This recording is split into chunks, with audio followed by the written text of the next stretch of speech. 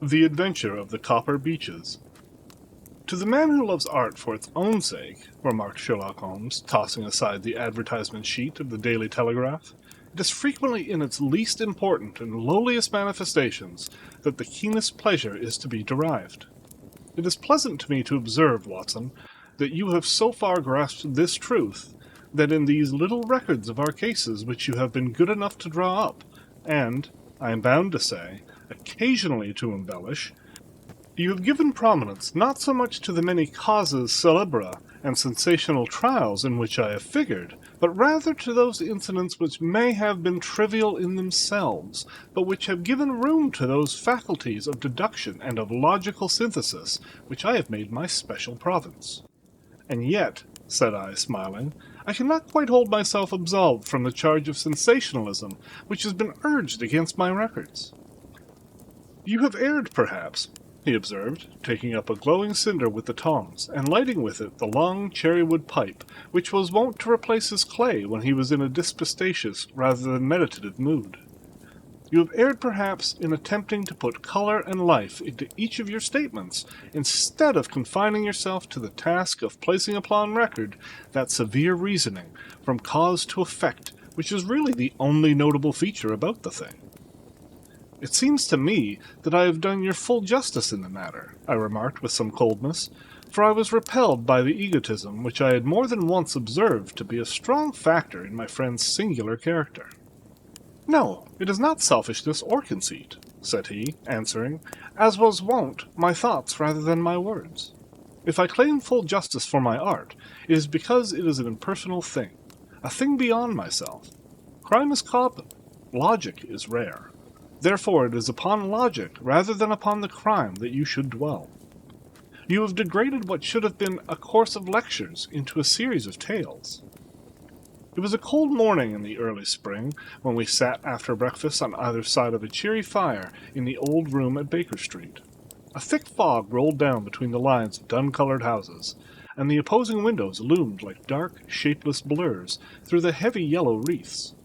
Our gas was lit and shone on the white cloth and glimmer of china and metal, for the table had not been cleared yet. Sherlock Holmes had been silent all the morning, dipping continuously into the advertisement columns of a succession of papers, until at last, having apparently given up his search, he had emerged in no very sweet temper to lecture me upon my literary shortcomings.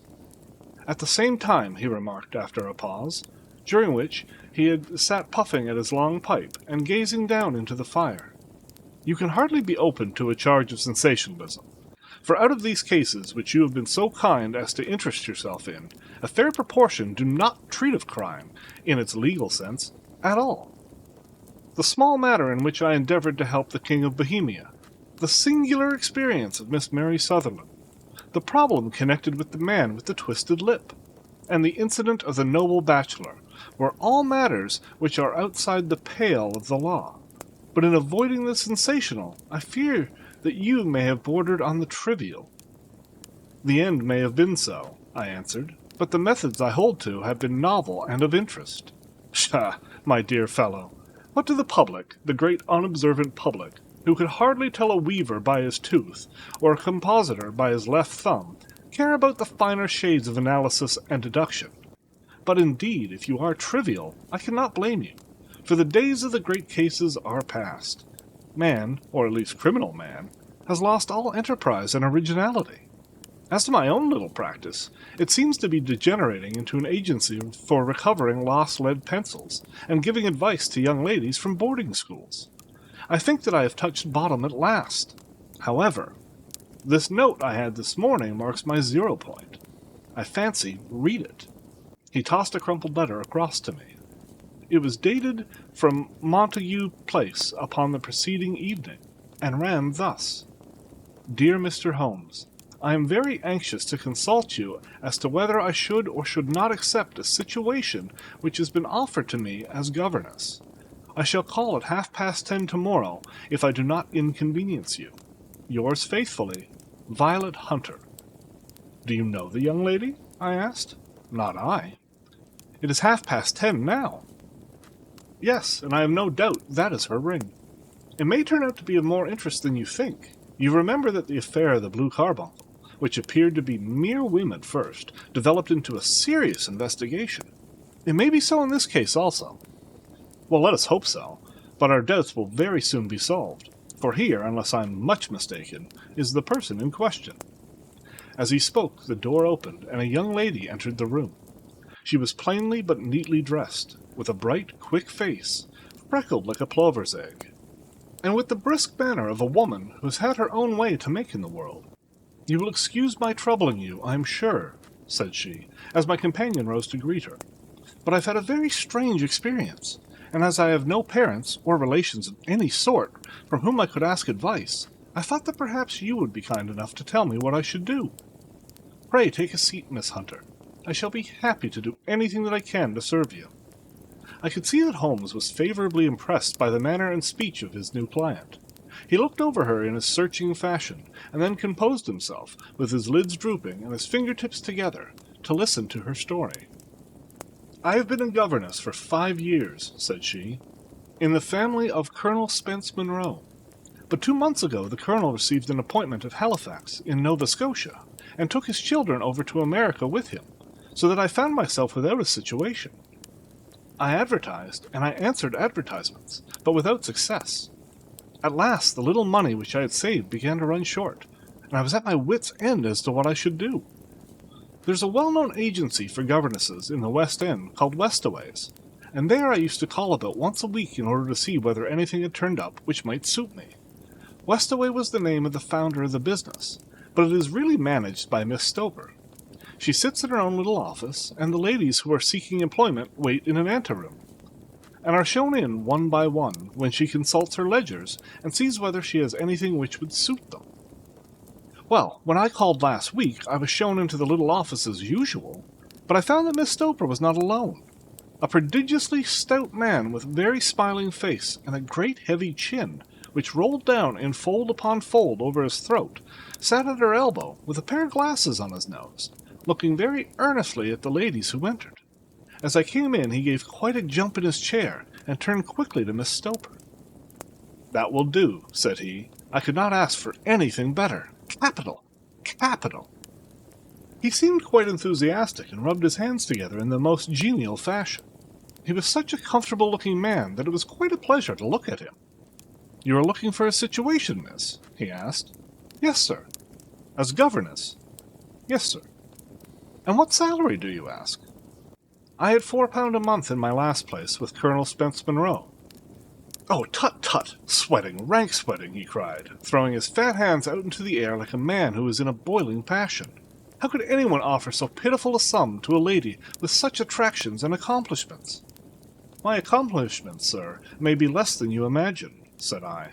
"A little French, a little German, music, and drawing." "Tut-tut!" he cried. "This is all quite beside the question. The point is, have you or have you not the bearing and deportment of a lady? There it is in a nutshell. If you have not, you are not fitted for the rearing of a child who may some day play a considerable part in the history of the country. But if you have, why then, how could any gentleman ask you to condescend to accept anything under 3 figures? Your salary with me, madam, would commence at £100 a year. You may imagine, Mr. Holmes, that to me, destitute as I was, such an offer seemed almost too good to be true. The gentleman, however, seeing perhaps the look of incredulity on my face, opened a pocket-book and took out a note. "It is also my custom," said he, smiling in the most pleasant fashion, until his eyes were just 2 little shining slits amid the white creases of his face, "to advance to my young ladies half their salary beforehand, so that they may meet any little expenses of their journey and their wardrobe." It seemed to me that I had never met so fascinating and so thoughtful a man. As I was already in debt to my tradesmen, the advance was a great convenience, and yet there was something unnatural about the whole transaction which made me wish to know a little more before I quite committed myself. "May I ask where you live, sir?" said I. "Hampshire. Charming rural place. The Copper Beeches. 5 miles on the far side of Winchester. It is the most lovely country, my dear, and the dearest of old country house." "And my duties, sir? I should be glad to know what they would be." "One child, one dear little romper, just 6 years old. Oh, if you could see him killing cockroaches with a slipper. Smack, smack, smack!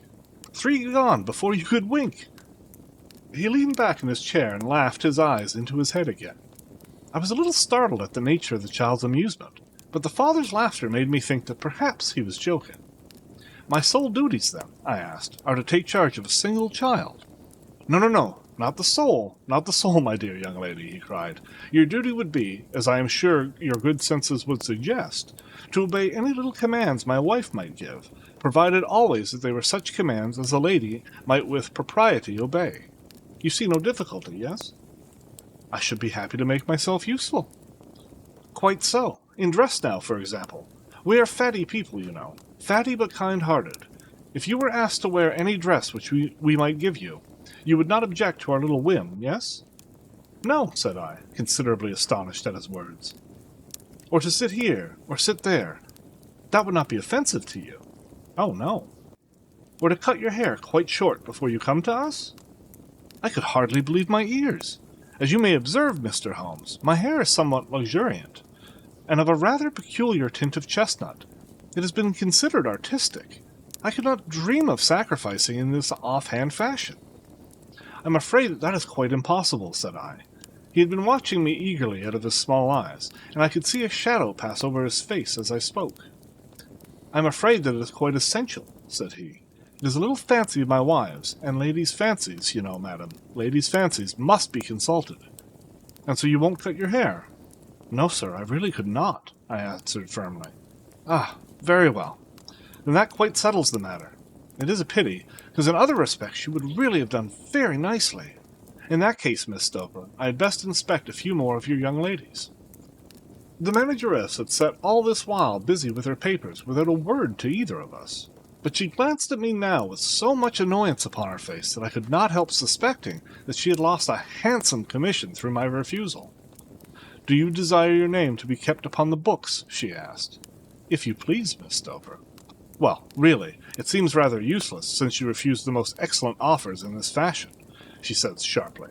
You can hardly expect us to exert ourselves to find another such opening for you. Good day to you, Miss Hunter. She struck a gong upon the table, and I was shown out by the page. Well, Mr. Holmes, when I got back to my lodgings and found little enough in the cupboard, and 2 or 3 bills upon the table, I began to ask myself whether I had not done a very foolish thing. After all, if these people had strange fads and expected obedience on the most extraordinary matters, they were at least ready to pay for their eccentricity. Very few governesses in England are getting £100 a year. Besides, what use was my hair to me? Many people are improved by wearing it short. Perhaps I should be among the number. Next day I was inclined to think that I had made a mistake, and by the day after I was sure of it. I'd almost overcome my pride so far as to go back to the agency and inquire whether the place was still open, when I received this letter from the gentleman himself. I have it here, and I will read it to you. The Copper Beeches, near Winchester. Dear Miss Hunter, Miss Stoper has very kindly given me your address, and I write from here to ask you whether you have reconsidered your decision. My wife is very anxious that you should come, for she has been much attracted by my description of you. We are willing to give £30 a quarter, or £120 a year, so as to recompense you for any little inconvenience which our fads may cause you. They are not very exacting, after all. My wife is fond of a particular shade of electric blue, and would like you to wear such a dress indoors in the morning. You need not, however, go to the expense of purchasing one, as we have one belonging to my dear daughter, Alice, now in Philadelphia, which would, I should think, fit you very well. Then, as to sitting here or there, or amusing yourself in any matter indicated, that need cause you no inconvenience. As regards to your hair, it is no doubt a pity, especially as I could not help remarking its beauty during our short interview. But I am afraid that I must remain firm upon this point, and I only hope that the increased salary may recompense you for the loss. Your duties, as far as the child is concerned, are very light. Now do try to come, and I shall meet you with the dog-cart at Winchester. Let me know your train. Yours faithfully, Jeffro Rucastle. That is the letter which I have just received, Mr. Holmes, and my mind is made up that I will accept it. I thought, however, that before taking the final step, I should like to submit the whole matter to your consideration. Well, Miss Hunter, if your mind is made up, that settles the question, said Holmes, smiling. but you would not advise me to refuse. I confess that it is not the situation which I should like to see a sister of mine apply for. What is the meaning of it all, Mr. Holmes? Ah, I have no data. I cannot tell. Perhaps you have yourself formed some opinion. Well, there seems to me to be only one possible solution. Mr. Rucastle seemed to be a very kind, good-natured man. It is not possible that his wife is a lunatic, that he desires to keep the matter quiet for fear she should be taken to an asylum, and that he humors her fancies in every way in order to prevent an outbreak. That is a possible solution. In fact, as matters stands, it is the most probable one. But in any case, it does not seem to be a nice household for a young lady. But the money, Mr. Holmes, the money! Well, yes, of course the pay is good. Too good. That is what makes me uneasy. Why should they give you £120 a year when they could have their pick for £40? There must be some strong reason behind. I thought that if I told you the circumstances, you would understand afterwards if I wanted your help. I should feel so much stronger if I felt that you were at the back of me. Oh, you may carry that feeling away with you. I assure you that little problem promises to be the most interesting which has come my way for some months. There's something distinctly novel about some of the features. If you should find yourself in doubt or in danger... Danger? What danger do you foresee? Holmes shook his head gravely. It would cease to be a danger if we could define it, said he. But at any time, day or night, a telegram would bring me down to your help. That is enough. She rose briskly from her chair with the anxiety all swept from her face. I shall go down to Hampshire quite easy in my mind now. I shall write to Mr. Rucastle at once, sacrifice my poor hair tonight, and start for Winchester tomorrow. With a few grateful words to Holmes, she bade us both good night, and bustled off upon her way. At least, said I, as we heard her quick, firm steps descending the stairs, she seems to be a young lady who is very well able to take care of herself. And she would need to be, said Holmes gravely. I am much mistaken if we do not hear from her before many days are past. It was not very long before my friend's prediction was fulfilled. A fortnight went by, during which I frequently found my thoughts turning in her direction, and wondering what strange side-alley of human experience this lowly woman had strayed into. The unusual salary, the curious conditions, the light duties, all pointed to something abnormal, though whether a fad or a plot, or whether the man were a philanthropist or a villain, it was quite beyond my powers to determine. As to Holmes, I observed that he sat frequently, for half an hour on end, with knitted brows and an abstracted air. But he swept the matter away with a wave of his hand when I mentioned it. Data, data, data, he cried impatiently. I can't make bricks without clay. And yet he would always wind up muttering that no sister of his should ever have accepted such a situation. The telegram we eventually received came late one night just as I was thinking of turning in, and Holmes was setting down to one of those all-night chemical researches which he frequently indulged in, when I would leave him stooping over a retort and a test tube at night, and find him in the same position when I came down to breakfast in the morning. He opened the yellow envelope, and then, glancing at the message, threw it across to me. Just look up the trains in Bradshaw, said he, and turned back to his chemical studies. The summons was brief, but an urgent one. Please be at the Black Swan Hotel at Winchester at midday tomorrow, it said. Do come, I'm at my wit's end. Hunter. Will you come with me? Asked Holmes, glancing up. I should wish to. Just look it up, then. There was a train at 9:30, said I, glancing over at my Bradshaw. It's due in Winchester at 11:30. That will do nicely. Then perhaps I'd better postpone my analysis of the acetones, as we may need to be at our best in the morning. By 11 o'clock the next day we were well upon our way to the old English capital. Holmes had been buried in the morning papers all the way down, but after we had passed the Hampshire border, he threw them down and began to admire the scenery. It was an ideal spring day, a light blue sky, flecked with little fleecy white clouds drifting across from west to east. The sun was shining very brightly, and yet there was an exhilarating nip in the air, which set an edge to a man's energy. All over the countryside, away to the rolling hills around Aldershot, the little red and grey roofs of the farmsteadings peeped out from amid the light green of the new foliage. Are they not fresh and beautiful? I cried, with all the enthusiasm of a man fresh from the fogs of Baker Street. But Holmes shook his head gravely. "Do you know, Watson," said he, "that it is one of the curses of a mind with a turn-like mind that I must look at everything with reference to my own special subject. You look at these scattered houses, and you are impressed by their beauty. I look at them, and the only thought which comes to me is a feeling of their isolation, and of the impunity with which crime may be committed there." "Good heavens!" I cried.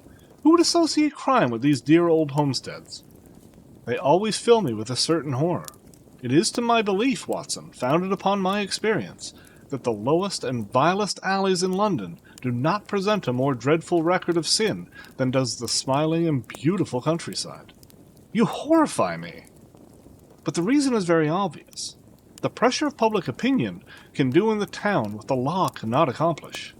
There is no lane so vile that the scream of a tortured child, or the thud of a drunkard's blow, does not beget sympathy and indignation among the neighbors. And then the whole machinery of justice is ever so close that a word of complaint can set it going, and there is but a step between the crime and the dock. But look at these lonely houses, each in its own fields, filled for the most part with poor ignorant folk who know little of the law. Think of the deeds of hellish cruelty, the hidden wickedness which may go on, year in, year out, in such places, and none the wiser. Had this lady who appeals to us for help gone to live in Winchester, I should never have had a fear for her. It is the 5 miles of country which makes the danger. Still, it is clear that she is not personally threatened. No, if she can come to Winchester to meet us, she can get away. Quite so. She has her freedom. What can be the matter, then? Can you suggest no explanation?" "I've devised 7 separate explanations, each of which would cover the fact as far as we know them. But which of these is correct can only be determined by the fresh information which we shall no doubt find waiting for us. Well, there is the tower of the cathedral, and we shall soon learn all that Miss Hunter has to tell. The Black Swan is an inn of repute in the High Street, at no distance from the station, and there were found the young lady waiting for us. She had engaged a sitting room, and our lunch awaited upon the table. "I am so delighted that you have come," she said earnestly. "It is so very kind of you both. But indeed I do not know what I should do. Your advice will be altogether invaluable to me. Pray tell us what happened to you." "I will do so, and I must be quick, for I have promised Mr. Rucastle to be back before 3. I got his leave to come into town this morning, though he little knew for what purpose.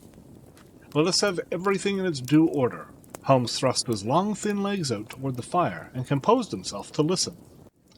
"In the first place, I may say that I have met, on the whole, with no actual ill treatment from Mr. and Mrs. Rucastle. It is only fair to them to say that, but I cannot understand them, and I am not easy in my mind about them." "What can you not understand?" "Their reasons for their conduct. But you shall have it all just as it occurred. When I came down, Mr. Rucastle met me here and drove me in his dog-cart to the Copper Beeches. It is, as he said, beautifully situated. But it is not beautiful in itself, for it is a large square block of a house, whitewashed, but all stained and streaked with damp and bad weather. There are grounds around it, woods on 3 sides, and on the 4th a field which slopes down to the Southampton High Road, which curves past about 100 yards from the front door. This ground in front belongs to the house, but the woods all around are part of Lord Southerton's preserves. A clump of copper beeches immediately in front of the hall door has given its name to the place. I was driven over by my employer, who was as amiable as ever, and was introduced by him that evening to his wife and the child.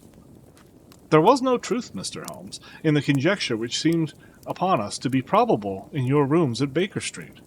Mrs. Rucastle is not mad. I found her to be a silent, pale-faced woman, much younger than her husband, not more than 30, I should think, while he can hardly be less than 45. From their conversation I have gathered that they have been married about 7 years, that he was a widower, and that his only child by the first wife was the daughter who has gone to Philadelphia. Mr. Rucastle told me in private that the reason why she had left them was that she had an unreasoning aversion to her stepmother. As the daughter could not have been less than 20, I can quite imagine that her position must have been uncomfortable with her father's young wife.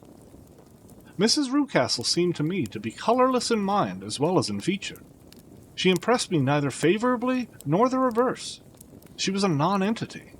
It was easy to see that she was passionately devoted both to her husband and to her little son. Her light gray eyes wandered continually from one to the other, noting every little want and forestalling it if possible. He was kind to her also in his bluff, boisterous fashion, and on the whole they seemed to be a happy couple. And yet she had some secret sorrow, this woman. She would often be lost in deep thought, with the saddest look upon her face. More than once I had surprised her in tears. I thought sometimes that it was the disposition of her child which weighed upon her mind, for I have never met so utterly spoiled and so ill-natured a little creature. He is small for his age, with a head which is quite disproportionately large. His whole life appears to be spent in an alternation between savage fits of passion and gloomy intervals of sulking. Giving pain to any creature weaker than himself seems to be his one idea of amusement, and he shows quite remarkable talent in planning the capture of mice, little birds, and insects. But I would rather not talk about the creature, Mr. Holmes, and indeed, he has little to do with my story. I am glad of all details, remarked my friend, whether they seem to you to be relevant or not. I shall try not to miss anything of importance. The one unpleasant thing about the house, which struck me at once, was the appearance and conduct of the servants. There are only two, a man and his wife. Toller, for that is his name, is a rough, uncouth man with grizzled hair and whiskers, and a perpetual smell of drink. Twice since I have been with them, he has been quite drunk, and yet Mr. Rucastle seemed to take no notice of it. His wife is a very tall and strong woman with a sour face, as silent as Mrs. Rucastle, and much less amiable. They are a most unpleasant couple, but fortunately I spend most of my time in the nursery and my own room, which are next to each other in one corner of the building. For 2 days after my arrival at the Copper Beeches, my life was very quiet. On the third, Mrs. Rucastle came down just after breakfast and whispered something to her husband. "Oh, yes," said he, turning to me. "We are very much obliged to you, Miss Hunter, for falling in with our whim so far as to cut your hair. I assure you that it is not detracted in the tiniest iota from your appearance. We shall now see how the electric blue dress will become you. You will find it laid out upon the bed in your room, and if you would be so good as to put it on, we should both be extremely obliged." The dress which I found waiting for me was of a peculiar shade of blue. It was of excellent material, a sort of beige, but it bore unmistakable signs of having been worn before. It could not have been a better fit if I had been measured for it. Both Mr. and Mrs. Rucastle expressed a delight at the look of it, which seemed quite exaggerated in its vehemence.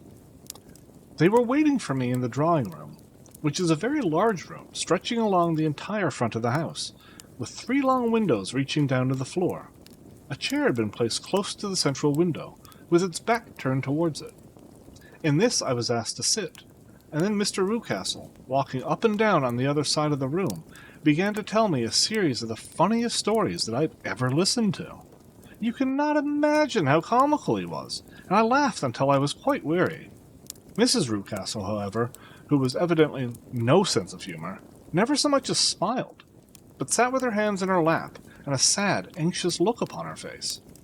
After an hour or so, Mr. Rucastle suddenly remarked that it was time to commence the duties of the day, and that I might change my dress and go to little Edward in the nursery. 2 days later, this same performance was gone through under exactly similar conditions. Again I changed my dress, again I sat in the window, and again I laughed very heartily at the funny stories of which my employer had an immense repertoire, and which he told inimitably. Then he handed me a yellow-backed novel, and moving my chair a little sideways, that my own shadow might not fall upon the page, he begged me to read aloud to him. I read for about 10 minutes, beginning in the heart of a chapter, and then suddenly, in the middle of a sentence, he ordered me to cease and to change my dress. You can easily imagine, Mr. Holmes, how curious I became as to what the meaning of this extraordinary performance could possibly be.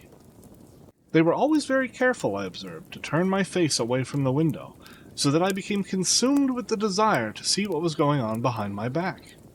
At first it seemed to be impossible, but I soon devised a means. My hand mirror had been broken, so a happy thought seized me, and I concealed a piece of the glass in my handkerchief. On the next occasion, in the midst of my laughter, I put my handkerchief up to my eyes, and was able, with a little management, to see all that there was behind me. I confess that I was disappointed. There was nothing. At least that was my first impression. At the second glance, however, I perceived that there was a man standing in the Southampton Road, a small bearded man in a grey suit, who seemed to be looking in my direction. The road is an important highway, and there are usually people there. This man, however, was leaning against the railings which bordered our field, and was looking earnestly up. I lowered my handkerchief and glanced at Mrs. Rucastle, to find her eyes fixed upon me with a most searching gaze. She said nothing, but I am convinced that she had divined that I had a mirror in my hand, and had seen what was behind me. She rose at once. "Jeffro," she said, "there is an impertinent fellow upon the road there who stares up at Miss Hunter." "No friend of yours, Miss Hunter?" he asked. "No, I know no one in these parts." "Dear me, how very impertinent! Kindly turn around and motion to him to go away." "Surely it would be better to take no notice." No, we should have him loitering here always. Kindly turn round and wave him away like that." I did as I was told, and at the same instant Mrs. Rucastle drew down the blind. That was a week ago, and from that time I have not sat again in the window, nor have I worn the blue dress, nor seen the man in the road. "Pray continue," said Holmes. "Your narrative promises to be a most interesting one." "You will find it rather disconnected, I fear, and there may prove to be little relation between the different incidences of which I speak. On the very first day that I was at the Copper Beeches, Mr. Rucastle took me to a small outhouse which stands near the kitchen door. As we approached it, I heard the sharp rattling of a chain, and the sound of a large animal moving about. "Look in there," said Mr. Rucastle, showing me a slit between two planks. "Is he not a beauty?" I looked through, and was conscious of two glowing eyes, and of a vague figure huddled up in the darkness. "Don't be frightened," said my employer, laughing at the start which I had given. "It's only Carlo, my mastiff. I call him mine, but really old Toller, my groom, is the only man who can do anything with him. We feed him once a day, and not too much then, so that he is always as keen as mustard. Toller lets him loose every night, and God help the trespasser whom he lays his fangs upon. For goodness' sake, don't you ever, on any pretext, set your foot over the threshold at night, for it's as much as your life is worth." The warning was no idle one, for 2 nights later I happened to look out of my bedroom window about 2 o'clock in the morning. It was a beautiful moonlit night, and the lawn in front of the house was silvered over and almost as bright as day. I was standing, wrapped in the peaceful beauty of the scene, when I was aware that something was moving under the shadow of the Copper Beeches. As it emerged into the moonshine, I saw what it was. It was a giant dog, as large as a calf, tawnily tinted, with a hanging jowl, black muzzle, and huge projecting bones. It walked slowly across the lawn and vanished into the shadow upon the other side. That dreadful sentinel sent a chill to my heart which I do not think that any burglar could have done. And now I have a very strange experience to tell you. I had, as you know, cut off my hair in London, and I had placed it in a great coil at the bottom of my trunk. One evening, after the child was in bed, I began to amuse myself by examining the furniture of my room and by rearranging my own little things. There was an old chest of drawers in the room, the 2 upper ones empty and open, the lower one locked. I had filled the first 2 with my linen, and as I had still much to unpack away, I was naturally annoyed at not having the use of the 3rd drawer. It struck me that it might have been fastened by mere oversight, so I took out my bunch of keys and tried to open it. The very first key fitted to perfection, and I drew the drawer open. There was only one thing in it, but I am sure that you would never guess what it was. It was my coil of hair. I took it up and examined it. It was of the same peculiar tint and the same thickness, but then the impossibility of the thing obtruded itself upon me. How could my hair have been locked in the drawer? With trembling hands I undid my trunk, turned out the contents, and drew from the bottom my own hair. I laid these 2 tresses together, and I assure you that they were identical. Was it not extraordinary? Puzzle as I would, I could not make nothing at all of what it meant. I returned the strange hair to the drawer, and I said nothing of the matter to the Rucastles, as I felt that I had put myself in the wrong by opening a drawer which they had locked. I'm naturally observant, as you may have remarked, Mr. Holmes, and I soon had a pretty good plan of the whole house in my head. There was one wing, however, which appeared not to be inhabited at all. A door which faced that which led into the quarters of the Tollers opened into this suite, but it was invariably locked. One day, however, as I ascended the stair, I met Mr. Rucastle coming out through this door, his keys in his hand, and a look on his face which made him a very different person to be round. Jovial man to whom I was accustomed. His cheeks were red, his brow was all crinkled with anger, and the veins stood out at his temples with passion. He locked the door and then hurried past me without a word or look. This aroused my curiosity, so when I went out for a walk in the grounds with my charge, I strolled round to the side from which I could see the windows of this part of the house. There were 4 of them in a row, 3 of which were simply dirty, while the 4th was shuttered up. They were evidently all deserted. As I strolled up and down, glancing at them occasionally, Mr. Rucastle came out to me, looking as merry and jovial as ever. "Ah," said he, "you must not think me rude if I passed you without word, my dear young lady. I was preoccupied with business matters." I assured him that I was not offended. "By the way," said I, "you seem to have quite a suite of spare rooms up there, and one of them has the shutters up." He looked surprised, and it seemed to me a little startled at my remark. "Photography is one of my hobbies," said he. "I have made my dark room up there. But dear me, what an observant young lady we have come upon. Who would have believed it? Who would have ever believed it?" He spoke in a jesting tone, but there was no jest in his eyes as he looked at me. I read suspicion there, and annoyance, but no jest. "Well, Mr. Holmes, from the moment that I understood that there was something about that suite of rooms which I was not to know, I was all on fire to go over them. It was not mere curiosity, though I have my share of that. It was more a feeling of duty, a feeling that some good might come from my penetrating of this place. They talk of woman's instinct. Perhaps it was a woman's instinct which gave me that feeling. At any rate, it was there, and I was keenly on the lookout for any chance to pass the forbidden door. It was only yesterday that the chance came. I may tell you that, besides Mr. Rucastle, both Toller and his wife find something to do in these deserted rooms, and I once saw him carrying a large black linen bag with him through the door. Recently he has been drinking hard, and yesterday evening he was very drunk. When I came upstairs, there was the key in the door. I have no doubt at all that he had left it there. Mr. and Mrs. Rucastle were both downstairs, and the child was with them, so that I had an admirable opportunity. I turned the key gently in the lock, opened the door, and slipped through. There was a little passage in front of me, unpapered and uncarpeted, which turned at a right angle at the farther end. Round this corner were 3 doors in a line, the first and third of which were open. They each led to an empty room, dusty and cheerless, with 2 windows in the one and one in the other, so thick with dirt that the evening light glimmered dimly through them. The center door was closed, and across the outside of it had fastened one of the broad boards of an iron bed, padlocked at one end to a ring in the wall, and fastened at the other with a stout cord. The door itself was locked as well, and the key was not there.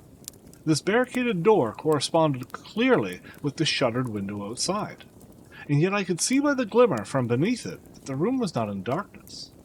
Evidently there was a skylight which let in light from above. As I stood in the passage gazing at the sinister door and wondering what secret it might veil, I suddenly heard the sound of steps within the room, and saw a shadow pass backward and forward against the little slit of dim light which shone out from under the door. A mad, unreasoning terror rose up in me at the sight, Mr. Holmes. My overstrung nerves failed me suddenly, and I turned and ran as though some dreadful hand were behind me, clutching at the skirt of my dress. I rushed down the passage, through the door, and straight into the arms of Mr. Rucastle, who was waiting outside.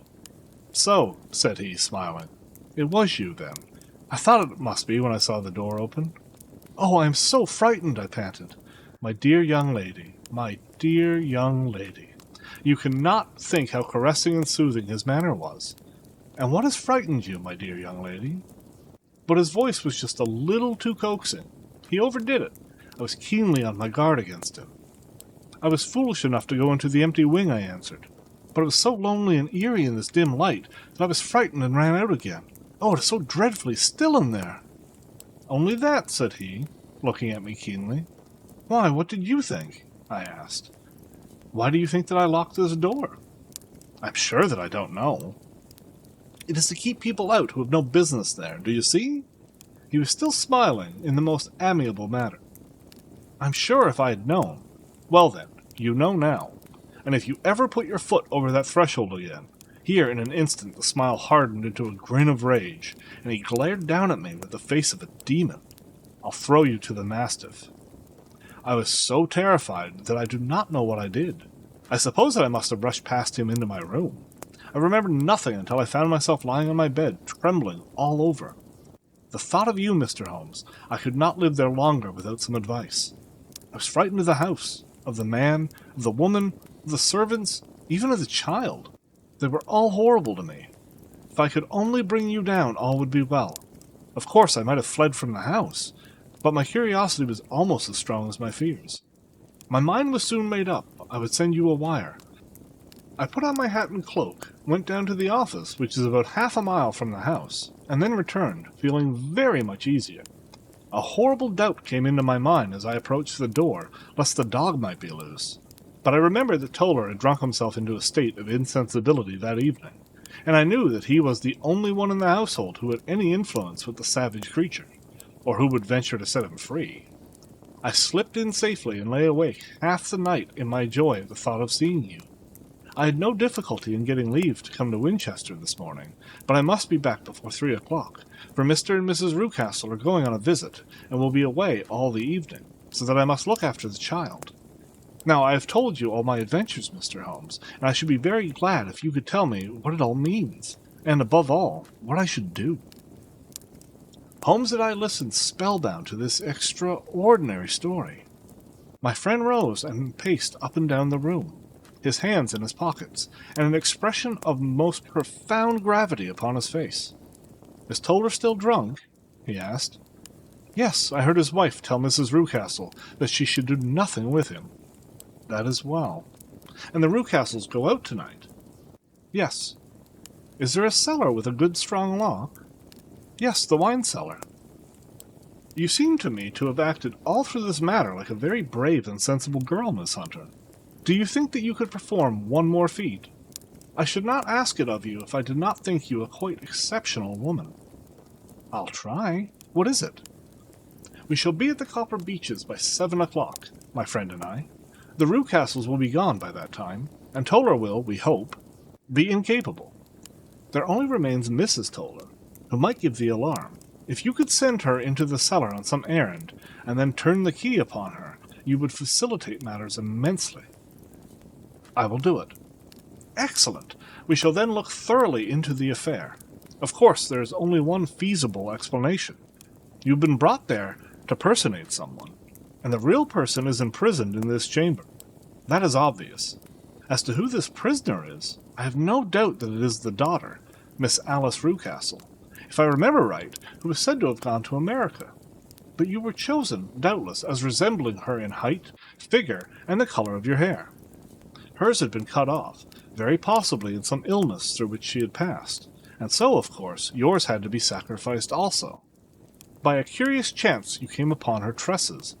The man in the road was undoubtedly some friend of hers, possibly her fiancé, and no doubt, as you wore the girl's dress and were so like her, he was convinced from your laughter whenever he saw you, and afterwards from your gesture, that Miss Rucastle was perfectly happy, and that she no longer desired his attentions. The dog is let loose at night to prevent him from endeavoring to communicate with her. That much is fairly clear. The most serious point in this case is the disposition of the child." "What on earth has that to do with it?" I ejaculated. "My dear Watson, you as a medical man are continually gaining light as to the tendencies of a child by the study of the parents. Don't you see that the converse is equally valid? I have frequently gained my first real insight into the character of parents by studying their children.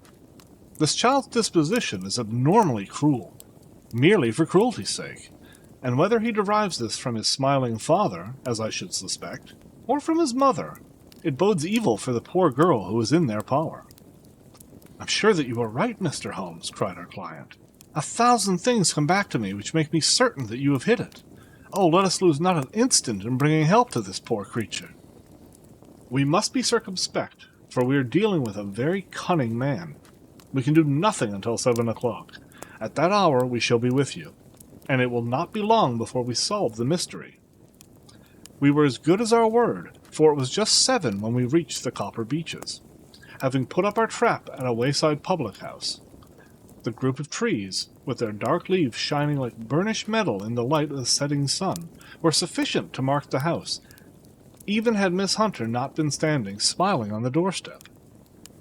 "Have you managed it?" asked Holmes. A loud thudding noise came from somewhere downstairs. "That is Miss Toller in the cellar," said she. "Her husband lies snoring on the kitchen rug. Here are his keys, which are the duplicates of Mr. Rucastle's." "You've done well indeed," cried Holmes with enthusiasm. "Now lead the way, and we shall soon see the end of this black business."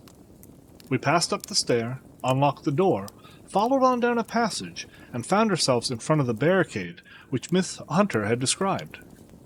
Holmes cut the cord and removed the transverse bar. Then he tried the various keys in the lock, but without success. No sound came from within, and at the silence Holmes' face clouded over. "I trust that we are not too late," said he. "I think, Miss Hunter, that we had better go in without you. Now, Watson, put your shoulder to it, and we shall see whether we cannot make our way in." It was an old rickety door, and gave at once before our united strength. Together we rushed into the room. It was empty. There was no furniture save a little pallet bed, a small table, and a basket full of linen. The skylight above was open, and the prisoner gone. "There's been some villainy here," said Holmes. "This beauty has guessed Miss Hunter's intentions, and has carried off his victim." "But how?" "Through the skylight. We shall soon see how he managed it. He swung himself up onto the roof. 'Ah, yes,' he cried. 'Here's the end of a long, light ladder against the eaves. That is how he did it.'" "But it is impossible," said Miss Hunter. "The ladder was not there when the Rucastles went away." "He has come back and done it. I tell you that he is a clever and dangerous man." "I should not be very much surprised if this were he whose step I now hear upon the stair. I think, Watson, that it would be well for you to have your pistol ready."